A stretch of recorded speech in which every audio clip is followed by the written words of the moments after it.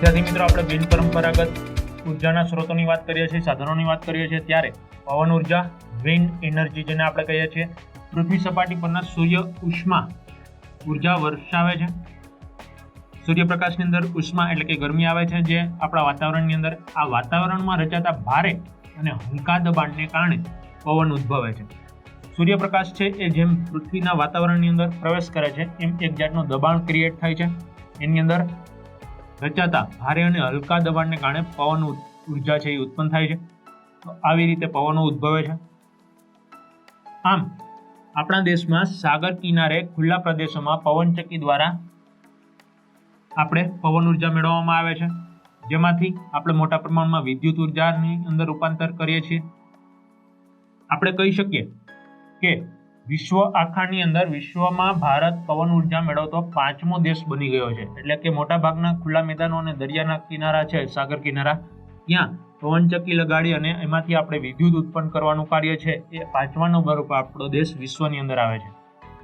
આમ ભારતની અંદર પવન ઉર્જા મેળવતા રાજ્યોની અંદર જો વાત કરીએ તો ગુજરાત, તમિલનાડુ, મહારાષ્ટ્ર, આંધ્રપ્રદેશ, ઓડિશા, કર્ણાટક, મધ્યપ્રદેશ અને કેરળનો પણ સમાવેશ થાય છે. વિદ્યાર્થી મિત્રો, ગુજરાતની અંદર જામનગરના લાંબા ગામે અને કચ્છના માંડવીના સમુદ્ર કિનારે વિન્ડ ફાર્મ કાર્યરત છે. મોટા બધા વિન્ડ ફાર્મ બનાવવામાં આવ્યા છે, પવનચક્કીના ફાર્મ બનાવવામાં આવ્યા છે. દેવભૂમિ દ્વારકાની અંદર જામનગર, કચ્છ, રાજકોટ, પોરબંદર વગેરે જિલ્લાઓમાં પણ ઊંચા વિસ્તારો છે ત્યાં પવનચક્કીઓ સ્થાપીને વિદ્યુત ઉત્પન્ન કરવામાં આવે છે. એટલે કે પવન ઉર્જાનો આપણે ખૂબ જ ઉપયોગ કરી તેમાંથી વિદ્યુત ઉત્પન્ન કરી અને જે તે ગામડાઓમાં જ્યાં રોશની હજી નથી પહોંચી ત્યાં પહોંચાડવાનું કાર્ય છે એ સરકાર દ્વારા હાથ ધરવામાં આવ્યું છે. એના પછી બાયોગેસ.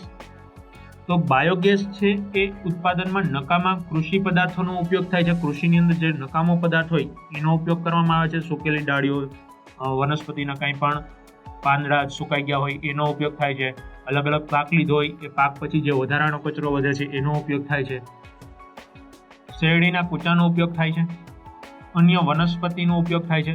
આપણે વાત કરી કે કોઈ વનસ્પતિ છે એ મૃત અવસ્થામાં હોય તો એનો ઉપયોગ પણ આપણે કરી શકીએ. પાલતુ પશુઓના છાણનો ઉપયોગ થાય છે અને માનવ મળમૂત્રનો પણ એની અંદર ઉપયોગ થાય છે. આ જે પદાર્થો છે, નકામા પદાર્થો, આ પદાર્થોને સડવાથી મિથેન વાયુ છૂટો પડે છે. જે નકામા પદાર્થ છે એ સડે એમાંથી મિથેન વાયુ છૂટો પડે અને આપણે ખ્યાલ છે કે મિથેન વાયુ છે એ દહનશીલ છે, એટલે એનો આપણે ઉર્જા તરીકે ઉપયોગ કરી શકીએ. આ વાયુ છે એ દહનશીલ છે. એમાં આપણે આ વાયુનો દહનનો ઉર્જાનો એટલે કે એની અંદર જે ગરમી છે એનો ઉપયોગ કરી લીધા પછી આ જે નકામો કચરો વધે છે એ વિષાણુ વગરનું ખાતર પણ પ્રાપ્ત થાય છે. આ ખાતર છે એને પાછું જમીનની અંદર નાખવામાં આવે, ખેતીની અંદર નાખવામાં આવે તો આપણા માટે પાકનું ઉત્પાદનમાં વૃદ્ધિ થાય છે. આમ બાયોગેસ છે એ આપણને બે રીતે ઉપયોગ છે. એક તો પરંપરાગત એટલે કે બિન પરંપરાગત ઉર્જાના સ્ત્રોત તરીકે પણ ઉપયોગી છે અને બીજા નંબરમાં આપણને ખાતર પણ એમાંથી પ્રાપ્ત થાય છે. આમ ઉર્જા અને ખાતર બંને મેળવી શકાય છે. આ ઉર્જાને મેળવવાનું બિન પરંપરાગત શક્તિ સંસાધન છે. સૌર ઉર્જા અને બાયોગેસ બંને શક્તિ સંસાધનો ભારતમાં ગામડાઓની પરંપરાગત જીવનશૈલી છે. ઘણા બધા ગામડાઓની અંદર પશુઓના છાણમાંથી આ રીતે બાયોગેસ બનાવવામાં આવે છે અને ઘરની રસોઈમાં અને બધામાં ઉપયોગ કરવામાં આવે છે. ગ્રામ્ય વિસ્તારની સ્વચ્છતા માટે પણ વધારો થાય છે. જે તે અન્ય સૂકો કચરો છે, સડેલો કચરો, એને આ રીતે એક ખાડાની અંદર કમ્પોઝ કરી અને એમાંથી ગેસ મેળવવા માટે ગામને પણ સ્વચ્છ રાખી શકાય છે. તેઓને ઘરેલું ઉર્જાની અછતને દૂર કરી શકાય છે. એટલે કે ઘરે છે એ એલપીજીની કે બોટલ લેવી પડતી નથી, બાટલા લેવા પડતા નથી ગેસના. એ આમાંથી જ બાયોગેસમાંથી જ પોતાના ઘરનું ઉર્જાની જે જરૂરિયાત છે એ પૂરી કરી શકે છે ગામડાની અંદર. ઉત્તર પ્રદેશ અને ગુજરાતમાં બાયોગેસના ઉત્પાદનમાં પ્રથમ અને દ્વિતીય સ્થાન છે. ઉત્તર પ્રદેશ અને ગુજરાતની અંદર મોટા પ્રમાણમાં બાયોગેસનો ઉપયોગ થાય છે. ગુજરાતની અંદર જો આપણે વાત કરીએ તો સિદ્ધપુરના મેથાણમાં સૌથી મોટું બાયોગેસ પ્લાન્ટ નાખવામાં આવ્યું છે. આખા ગામનું એક મોટામાં મોટું પ્લાન્ટ નાખવામાં આવ્યું છે. તમામ ગામના પશુઓનું છાણ, કૃષિનો નકામો કચરો આ બધું ત્યાં ભેગું કરવામાં આવે છે અને આખા ગામને આ બાયોગેસમાંથી ઉર્જા પ્રાપ્ત થાય એ ત્યાં પૂરી પાડવામાં આવે છે. આમ સૌથી મોટા આદર્શ બાયોગેસ પ્લાન્ટ નાખવામાં આવેલ છે ગુજરાતની અંદર મેથાણની અંદર, સિદ્ધપુરના મેથાણમાં. સામૂહિક ધોરણે ચલાવવામાં આવે છે આ આખા ગામની અંદર બાયોગેસનો પ્લાન્ટ. અમદાવાદના દસકોઈ તાલુકાના અમુક વિસ્તારોની અંદર પણ આ પ્લાન્ટ છે એ નાખવામાં આવેલ છે. તો આપણે કહી શકીએ કે બાયોગેસ અને પવન ઉર્જા છે એ બિનપરંપરાગત ઉર્જાના સ્ત્રોતો છે એ દેશને ખૂબ જ આર્થિક સહાય પણ કરે છે. ઉર્જાના બિનપરંપરાગત સાધનોની અંદર આપણે વાત કરીશું ભૂતાપીય ઉર્જા. આ ભૂતાપીય ઉર્જા એટલે કે ભૂસંચાલનીય પ્રક્રિયાઓને કારણે પૃથ્વીના પેટાળની અંદર અલગ અલગ 7 પ્લેટો આવેલી છે. એની અંદર જે તે કંઈ સંચાલન થતું હોય છે, એક પ્લેટો ખસતી હોય છે સમયની સાથે, વર્ષો હજારો વર્ષ પછી. ત્યારે આ જે ભૂસંચાલનીય પ્રક્રિયાઓને કારણે ભૂગર્ભમાંથી વધારાની વરાળ સપાટી પર આવવાનો પ્રયત્ન કરે છે.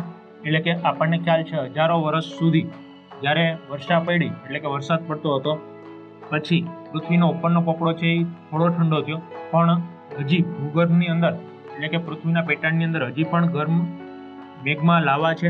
તો આ વરાળ સ્વરૂપે એ બહાર આવવાનો પ્રયત્ન કરે છે. આ વરાળને નિયંત્રણમાં લઈ જે ઉર્જા મેળવાય છે તેને ભૂતાપીય ઉર્જા કહેવામાં આવે છે. પૃથ્વીના પેટાળની અંદર જે ગરમ હવા છે, વરાળ છે, એને અમુક જગ્યાએથી જે પોચો જમીની ભાગ છે ત્યાંથી નીકળવાનો પ્રયત્ન કરતા હોય છે અને એને નિયંત્રણ કરી અને આપણે શું કરીએ છીએ, ભૂતાપીય ઉર્જાનો ઉપયોગ કરીએ છીએ. કેટલીક વાર ભૂસપાટી હેઠળ ઉતરેલું ભૂમિગત જળ મેગ્માના સંપર્કમાં આવે છે. આપણે વાત કરીએ હમણાં કે પૃથ્વીના પેટાળની અંદર ગરમ પ્રવાહી છે મેગ્મા, લાવારસ, એના સંપર્કમાં આ પૃથ્વીના જે ઉપર વરસાદ વરસે છે એ ભૂમિગત જળ છે એ નીચે ઉતરે છે અને મેગ્માના સ્વરૂપમાં સંપર્કમાં આવે એટલે પછી વરાળમાં ફેરવાઈ જાય છે. આ જે પાણી છે એ વરાળ સ્વરૂપે ફેરવાઈ જાય છે. સમય જતાં ભૂસપાટી પર આવતા ઉષ્ણ જરા એટલે કે ગરમ ઝરણા, કુંડ, ઉષ્ણ ફુવારા, ઘણી જગ્યાએ ગરમ પાણીના ફુવારા જોવા મળે છે, કુંડ જોવા મળે છે. તો આ બધા છે એ આપણને ભૂતાપીય ઉર્જા માટે ખૂબ જ ઉપયોગી સ્ત્રોત છે. ગુજરાતમાં જો વાત કરવામાં આવે તો લસુંદરા, ઉનાઈ, તુવા અને તુલસીશ્યામ ખાતે ગરમ પાણીના જરા જોવા મળે છે. આપણને જમીનની અંદર જે પાણી ભરેલું છે અમુક કુંડમાં તે સતત ગરમ રહે છે. તો એમાંથી પણ આપણે ભૂતાપીય ઉર્જાનો ઉપયોગ કરી શકીએ છીએ. તેમાંથી ભૂતાપીય ઉષ્મા ઉર્જા મેળવવાની શક્યતા રહેલી છે. હવે વાત કરીએ આપણે ભરતી શક્તિ એટલે કે સમુદ્રની અંદર આવતી ભરતી અને ઓટ.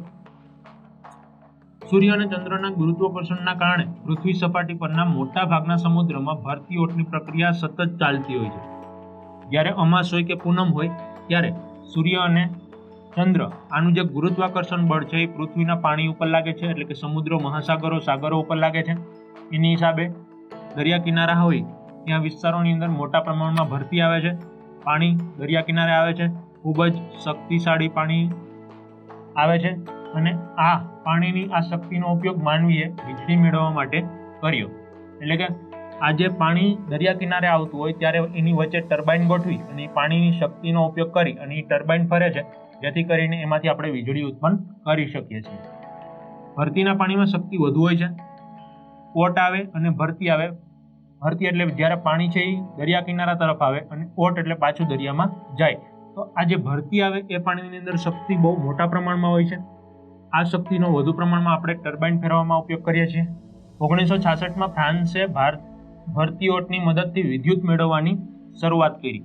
1966માં ફ્રાન્સ છે એણે વિદ્યુત શક્તિ મેળવવા માટે આ દરિયાની અંદર આવતી ભરતી અને ઓટનો ઉપયોગ કર્યો. આપણે જો ભારત દેશની વાત કરીએ તો ભારતમાં પણ વિશાળ દરિયા કિનારો હોવાથી ભરતી ઉર્જા મેળવવાની શક્યતા રહેલી છે. હજી એ દિશાની અંદર આપણે બહુ આગળ કામ નથી કર્યું, પણ આવનારા દિવસોની અંદર ભવિષ્યમાં ભારત દેશ છે એ પણ ભરતીના પાણીમાંથી વિદ્યુત ઉત્પાદન કરવા તરફ આગળ વધશે. ગુજરાતની વાત કરીએ તો ગુજરાતની અંદર પણ 1600 કિલોમીટરનો વિશાળ દરિયા કિનારો મળ્યો છે આખા ભારતની અંદર. તો ગુજરાતની અંદર અત્યારે કચ્છ અને માંડવીની અંદર આ ભરતી પ્રક્રિયામાંથી એટલે કે ભરતીના પાણીમાંથી આપણને વિદ્યુત ઉત્પાદન કરવાની શરૂઆત કરી દીધી.